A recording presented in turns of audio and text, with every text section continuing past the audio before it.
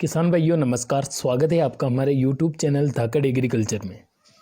किसान भाइयों, इस वीडियो में हम बात करने वाले हैं प्याज की फसल के बारे में।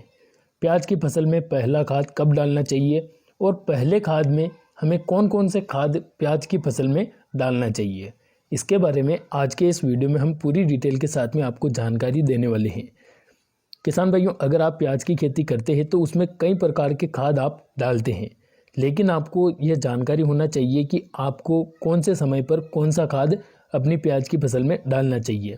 अगर आप सही समय पर सही खाद अपनी प्याज की फसल में डालते हैं तो आपकी प्याज की ग्रोथ भी बढ़िया होती है और पैदावार भी बढ़िया निकलती है। तो आप इस वीडियो में जानेंगे कि पहला खाद प्याज की फसल में कब डाला जाता है और पहले खाद में कौन कौन से खाद आप प्याज फसल में डाल सकते हैं। पूरी जानकारी के लिए वीडियो को शुरू से लेकर अंत तक जरूर देखिएगा और अगर आप हमारे चैनल पर पहली बार आए हैं तो चैनल को सब्सक्राइब जरूर कीजिएगा। किसान भाइयों, बात करते हैं प्याज के बारे में। तो प्याज की फसल जब शुरुआती स्टेज में रहती है, मतलब 30 से 40 दिन के अंतराल में जब प्याज की फसल रहती है तो उस समय पर उसकी वानस्पतिक ग्रोथ होती है और उस समय पर नाइट्रोजन, फास्फोरस, पोटास, जिंक और सल्फर, इन पोषक तत्वों की सबसे ज़्यादा जरूरत होती है। तो अब यह पोषक तत्व तो आप अपनी प्याज की फसल में 30 से 40 दिन की अवस्था में जरूर दें। अब इनकी पूर्ति के लिए आप कौन कौन से खाद डाल सकते हैं तो उसके बारे में विस्तार से बात करते हैं। तो किसान भाइयों, सबसे पहले हम बात करेंगे नाइट्रोजन की पूर्ति के बारे में, क्योंकि शुरुआत में प्याज फसल को अच्छी ग्रोथ के लिए, पीलापन को दूर करने के लिए नाइट्रोजन की सबसे ज़्यादा ज़रूरत होती है। तो नाइट्रोजन की पूर्ति के लिए आपको उसमें डालना चाहिए यूरिया खाद। यूरिया खाद 30 से 40 किलोग्राम प्रति एकड़ के हिसाब से आपको डालना चाहिए।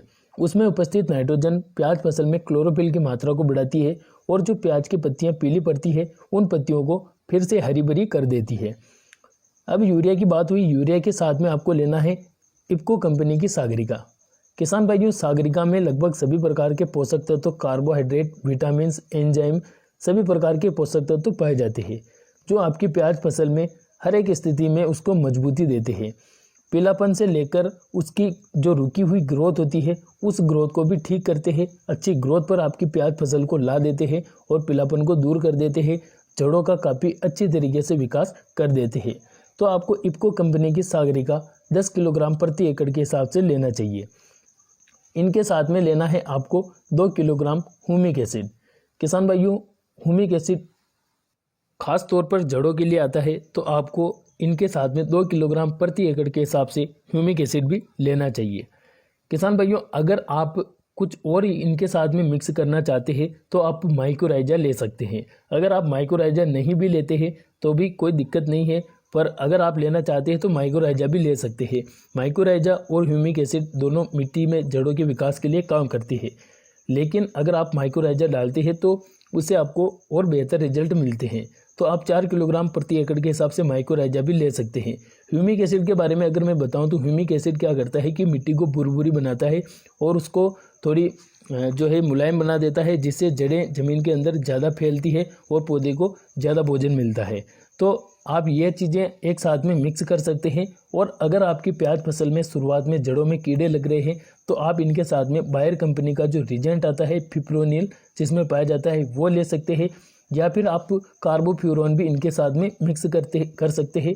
3-3 किलोग्राम प्रति एकड़ के हिसाब से आप या तो रिजेंट ले या फिर कार्बोफ्यूरॉन ले, 3 किलोग्राम प्रति एकड़ के हिसाब से आप इनके साथ में मिक्स कर सकते हैं।